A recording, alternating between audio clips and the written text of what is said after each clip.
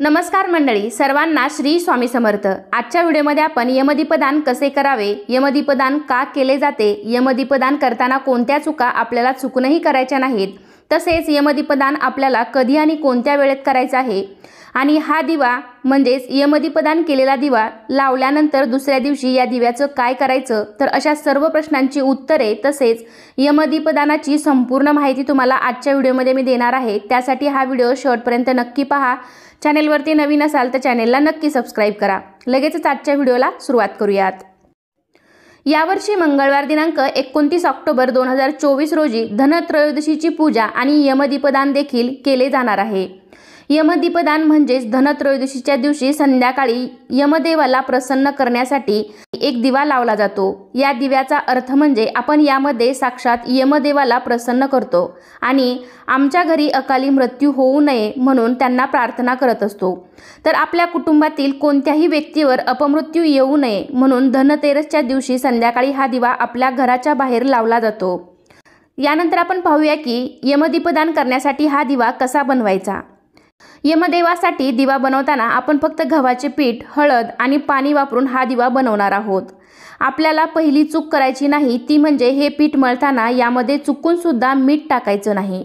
फक्त थोडीशी हळद टाकून हे पीठ आपल्याला घट्ट मळून घ्यायचं आहे। पीठ थोडं घट्ट मळलं तर आपल्याला दिवा चांगला बनवता येतो। अनेक वेळा आपल्या घरामध्ये चपातीचं पीठ शिल्लक राहिलेलं असतं तर त्यापासून आपण दिवा बनवतो, पण चुकून सुद्धा या पिठापासून दिवा असा बनवू नका, कारण त्यामध्ये आपण मीठ टाकलेलं असतं। तर ही दुसरी चूक सुद्धा तुम्हाला करायची नाही। तर या दिव्यासाठी तुम्हाला वेगळीच कणिक मळायची आहे आणि त्या कणकीमध्ये चुकून सुद्धा मीठ न टाकता फक्त थोडीशी हळद घालून हा दिवा बनवायचा आहे। तर दिवा हा थोडा मोठा होईल आणि 2 मुटके होतील एवढेच पीठ आपल्याला मळायचं आहे। हा दिवा आपण आपल्या घरातील माणसावर कधीही अपघाती मृत्यू येऊ नये यासाठी लावत असतो। खरं तर नैसर्गिक मृत्यू कोणालाही चुकलेला नाही, म्हणजेच हा दिवा लावल्यामुळे मृत्यू येणार नाही असं अजिबातच नाही, पण यामुळे आपल्या घरातून अचानक कोणीतरी जाणं, अचानक कोणाचा तरी मृत्यू होणं किंवा अपघाती मृत्यू होणं हे नक्कीच टळलं जाऊ शकतं। त्यामुळे या दिवशी आपल्याला यमदेवाचा एक दिवा दान करायचा आहे।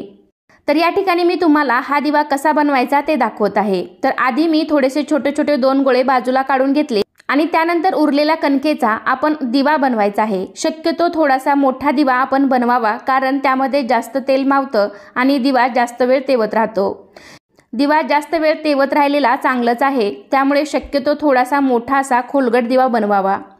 खरे तर यमदीपदान हे 3 पद्धतीने केलं जातं। एक म्हणजे मातीचा दिवा, म्हणजे काही ठिकाणी पंती वापरली जाते, काही ठिकाणी कणकेचा दिवा वापरला जातो, तर काही ठिकाणी कणकेचे 13 दिवे लावले जातात। तर तुमच्याकडे ज्या पद्धतीने हा दिवा लावला जातो तसेच तुम्ही लावा। अनेक जण मातीचा दिवा म्हणजेच पंती पण लावत असतील, पण असा हळद टाकून कणकेचा दिवा लावला तर शास्त्रानुसार तो योग्य आणि अनुकूल मानला जातो। त्यामुळे शक्य झालं तर आपल्याला या दिवशी कणकेचाच दिवा बनवायचा आहे। तर तुम्ही पाहिलं असेल अशा प्रकारे मी हा कणकेचा दिवा बनवलेला आहे आणि जे 2 छोटे गोळे ठेवले होते तर त्याचे आपल्याला 2 मुटके बनवायचे आहेत दिव्याच्या दोन्ही बाजूला ठेवण्यासाठी। तर अशा प्रकारे यामध्ये एक मोठा दिवा आणि 2 मुटके एवढेच आपल्याला लागणार आहे। त्यानंतर आपण तो दिवा कसा लावायचा ते पाहूया। तर या ठिकाणी मी दिवा प्लेटमध्ये ठेवणार आहे, त्यामुळे प्लेटमध्ये मी कुंकवाने स्वस्तिक काढून घेतलेला आहे। तुम्ही रांगोळीने पण काढू शकता। प्लेटच्या खाली रांगोळीने स्वस्तिक काढून त्यावरती प्लेट ठेवू शकता। हा दिवा तुम्ही केळीच्या पानावर, विड्याच्या पानावर, कागदावर, एखाद्या वस्त्रावर, पाटावर सुद्धा ठेवू शकता। फक्त त्यावरती थोड्याशा अक्षदा म्हणजेच तांदूळ ठेवून आपल्याला त्यावरती तो दिवा ठेवायचा आहे। तांदूळ पण तुम्ही जास्त न ठेवता थोडेसेच तांदूळ ठेवावेत, कारण याचा वापर आपल्याला पुन्हा घरामध्ये करता येणार नाही। तर हा दिवा बनवल्यानंतर तुम्ही देवघरापाशी किंवा घरामध्ये कुठेही त्याची हळदी कुंकू लावून पूजा करू शकता आणि नंतर तो दिवा आपल्याला घराच्या बाहेर नेऊन प्रज्वलित करायचा आहे। तर आज काही यमदीपदान नाही, त्यामुळे मी ही कृती तुम्हाला घरातच करून दाखवत आहे, पण हा दिवा तुम्हाला तुमच्या घराच्या बाहेर दक्षिण दिशेला तोंड करून लावायचा आहे। दक्षिण दिशा ही यमदेवाची दिशा मानली जाते।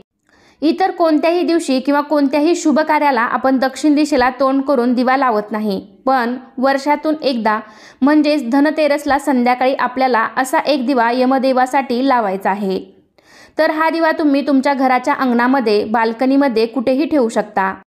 म्हणजे आपल्या घराच्या मुख्य दरवाजाच्या बाहेर आपल्याला हा दिवा लावायचा आहे. तर आता मी या दिव्यामध्ये कापसाची वात घातलेली आहे. वात एकेरी न घालता आपल्याला दुहेरी वात घालायची आहे. रोजच्या देवपूजेत किंवा कोणत्याही शुभ कार्यात आपल्याला दुहेरीच वात लावायची असते. एकेरी वात आपण अशुभ कार्यात लावतो. तर त्यानंतर या दिव्यामध्ये आपण तेल घालायचं आहे. तेल घालताना आपण तिळाचं किंवा मोहरीचं तेल वापरावं आणि नसेल तर मग आपल्या घरातील रेग्युलर तेल वापरलं तरी सुद्धा चालेल. दिव्याचं तोंड आणि दिव्याच्या वातीची दिशा सुद्धा आपल्याला दक्षिण दिशेला करायची आहे. हा दिवा बाहेर ठेवल्यानंतर मग तुम्हाला दिवा प्रज्वलित करून दिव्याची पूजा करायची आहे. तर हा दिवा तुम्ही धनतेरसच्या दिवशी सायंकाळी 6 ते 8 या वेळेमध्ये लावू शकता. सायंकाळी सूर्यास्तानंतरच आपल्याला हा दिवा प्रज्वलित करायचा आहे. दिवा प्रज्वलित केल्यानंतर दिव्याची पूजा करायची. दिव्याला हळदी कुंकू लावायचं. आपण जे 2 मुटके बनवले होते ते दिव्याच्या दोन्ही बाजूस ठेवायचे आणि त्याची सुद्धा हळदी कुंकू लावून पूजा करायची. अक्षता व्हायच्या, फुले व्हायची. शक्य असेल तर दिव्याला पांढरं फूल व्हायचं. त्यातल्या त्यात सदाफुलीचं पांढरं फूल असेल तर अतिशय चांगलं. नसेल तर तुमच्याकडे जे कोणतंही फूल उपलब्ध असेल तर ते वाहू शकता. पूजा झाल्यानंतर घरातील सर्व सदस्यांनी दिव्याला नमस्कार करायचा आहे आणि एक मंत्र म्हणायचा आहे. तर मंत्र असा आहे, मृत्यूना पाशदंडाभ्या कालेन श्यामयासह त्रयोदशा दीपदानात सूर्यजा प्रियता मम. हा मंत्र म्हणून दिव्याला नमस्कार करावा. किंवा मग तुम्हाला हा मंत्र म्हणायला अवघड वाटत असेल तर ओम यमदेवताय नमः नमस्कारम समर्पयामी असंही तुम्ही म्हणू शकता. दोन्हीपैकी तुम्हाला जे सोपा वाटेल तो मंत्र तुम्ही म्हणू शकता. तर हा मंत्र म्हणायचा आणि शेवटी हात जोडून प्रार्थना करायची की हे यमदेवा, आम्हाला तुम्ही दीपदानाने प्रसन्न व्हावे आणि मृत्यूपाशातून आम्हाला माफ करावे. म्हणजे हे यमदेवा, अपमृत्यू आमच्या घरात होऊ देऊ नकोस, अशी मनापासून यमदेवांना प्रार्थना करावी. घरातील सर्व लहान मोठ्याने दक्षिणेकडे तोंड करून आपल्याला ही प्रार्थना करायची आहे. तर आता हल्ली बाजारामध्ये सुद्धा मोठे मोठे दिवे विकत मिळतात.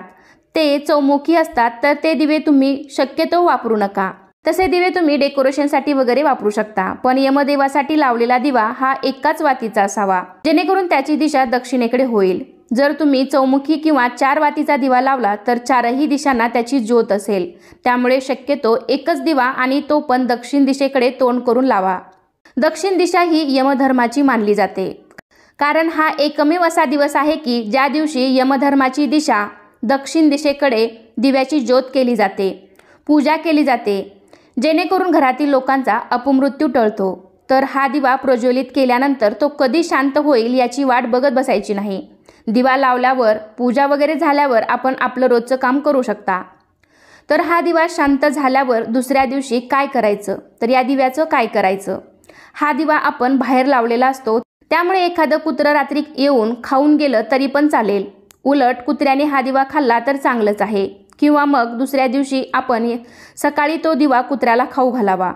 शक्यतो काळ्या कुत्र्याला हा दिवा खाऊ घालावा आणि नसेल तर मग तो पाण्यात विसर्जित केला तरी पण चालेल. तर या दिव्याखाली आपण जे तांदूळ ठेवले होते ते पशुपक्ष्यांना खाऊ घालावेत. आणि जे काही फुलं वगैरे वाहिली असतील तर ती आपण निर्माल्यात विसर्जित करू शकता. तर अशा प्रकारे आपण यमदीपदानाबद्दल संपूर्ण माहिती आजच्या व्हिडिओमध्ये पाहिलेली आहे. तर आजचा व्हिडिओ इथे संपतोय. कसा वाटला तुम्हाला आजचा व्हिडिओ नक्कीच मला कमेंटद्वारे सांगा. आजचा हा व्हिडिओ आवडला असेल तर व्हिडिओला लाईक करा. तुमच्या फ्रेंड फॅमिलीमध्ये शेअर करायला विसरू नका. चला तर पुन्हा भेटूया अशाच एका छानशा आणि माहितीपूर्ण व्हिडिओमध्ये. तोपर्यंत धन्यवाद. श्री स्वामी समर्थ.